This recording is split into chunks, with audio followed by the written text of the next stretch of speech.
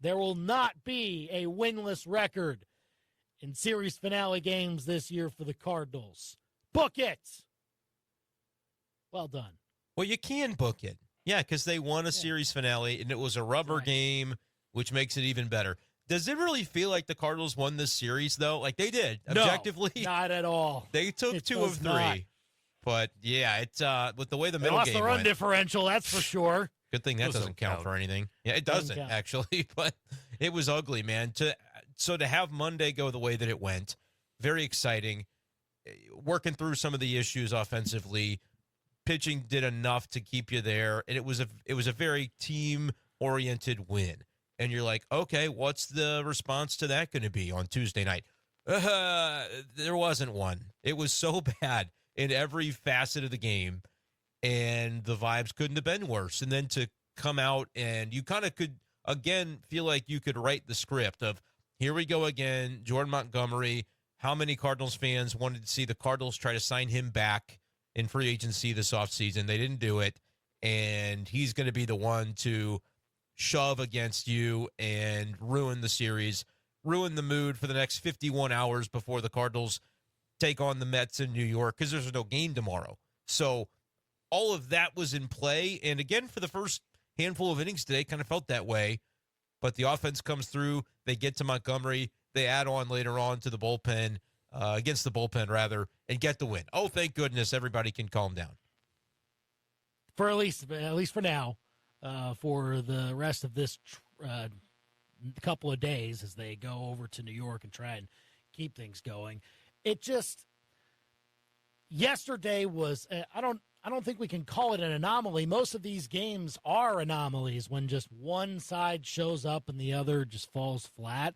But it just seemed like a time coming for the Cardinals with how they have started out of the gate this year. Steven Matz had been pitching pretty well up to that point, right? And just imploded. The Cardinals didn't have an answer on offense to try and get things back. Then Zach Thompson tries to keep things afloat, and he can't do it either. Yeah. He's just, so he gave up 7 runs also, and just compounded the worstness of what happened yesterday. So, I mean, you just have a complete deflator, and then all the way back up today, because it was looking like the last, the 15-inning stretch just about that the Cardinals had between last night and at around 1:30 today. It's not looking great at all. No, and you can also add in that, and I'm not someone that's often critical of Ollie Marmol, because I've said a lot of the things going on with this team there are other explanations for it other than the manager. The manager can't get into the box. The manager does not have the ability to go out there and pitch. He didn't stand on the mound.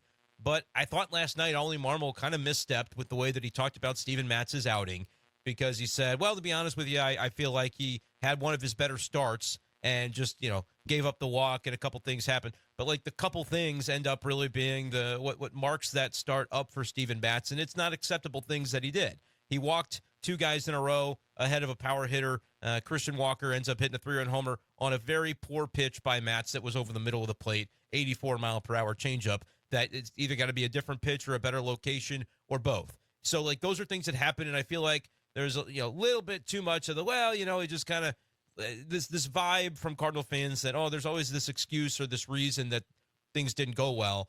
And when Matz just flat out didn't execute when he needed to last night, I did think that was an example of Ollie kind of, he could have been a little more pointed in his commentary, I felt, after the game, which those things don't matter too much, but it is something that I did notice. And then this morning you had sort of Armageddon-type move where, once again, Jordan Walker is optioned to AAA Memphis, second year in a row that we've seen that, because he's struggling. So the Cardinals are sort of acknowledging that things aren't going well, and is it reactionary? Is it a panic move? Is it the right thing for his career? Whatever the case is, that leads to a lot more scrutiny of their development process, right? Because why aren't they getting these young players to perform and come along and do things at the big league level? So all of this is going on in the background. And then it's the Montgomery start where you could very easily paint the picture that, the Cardinals should have signed him because now he's taken a win from you as a member of the opposition. All of those things going on. So for the Cardinals to bounce back and get it done this afternoon, sigh of relief, man. That is something that I really feel like they needed with the way this is starting to teeter a little bit in the wrong direction, and getting a win this afternoon really allows things to calm down for at least the time being, as you said. Yeah, I mean, for now, because there's still some bad vibes that you have to shake off from the first 25 games of this season, and you now have to try and get that going on the road again. But I mean, it's really tough now because I mean, with Jordan Walker down at AAA, and you're still trying to figure out your best outfield options. Like you might get a little bit healthier down the road here whenever Dylan Carlson gets back. I mean, that's an area of this team that's now a little bit lacking, I would think, offensively. It already was. Right. I mean, Jordan Walker was not getting it done. OPS was like 500. That's why he's sent down. And so Michael Ciani is Michael Ciani. I mean, Alec Burleson is, for the most part, average, and Lars Nootbaar is your bright spot. I think this team is starting to get a little bit of footing there, but the fact that there was changeover and the fact that there was a little bit of, this star player that we're trying to figure out where he can work best, what his swing is, what we can do to tinker with how he can be a good player is again having a bit of a setback, and now you're trying to figure out what he can figure out in AAA. I guess getting the ball in the air is going to be the big thing for him to try and get the power swing going, but is what it is. Yeah, I mean, he's going to have to rework some things with his swing. It just feels like he's out of sorts, and they're able to, opposing pitchers are able to kind of pick their spots with Jordan Walker and know that he's been susceptible to these pitches, these breaking pitches out of the strike zone. And it's difficult to, at the major league level, I think, combine the notion that he's struggling with particular pitches, but also the pitch selection of knowing what to lay off of and what to be able to do damage with. It's just, it proved, I think, at this point with where he is in the process with his swing, I think it proved to be too much for him to do it all at once at the big league level, when in particular you're not playing every day. It's the same thing that I kind of saw with Victor Scott, where, all right, trying to let a guy work through something at the big league level is one thing, but if he's only playing every other day, or he's not getting regular ABs, or you're often having to pinch hit for him late in games in meaningful at bats, it's just not an environment where a player is going to be able to take off and I think establish the footing that they're looking for Walker to be able to find. So get him to Memphis, where he is going to play every day, just not right away. I saw Oli Marmol say he's going to probably have a couple few days out of the lineup as he works on things in the cages and does some things off the field. But at the point at which they bring him back in, there's an opportunity there to play Walker every day and get him the reps that he needs to hopefully fight his way through whatever's going on right now with his swing.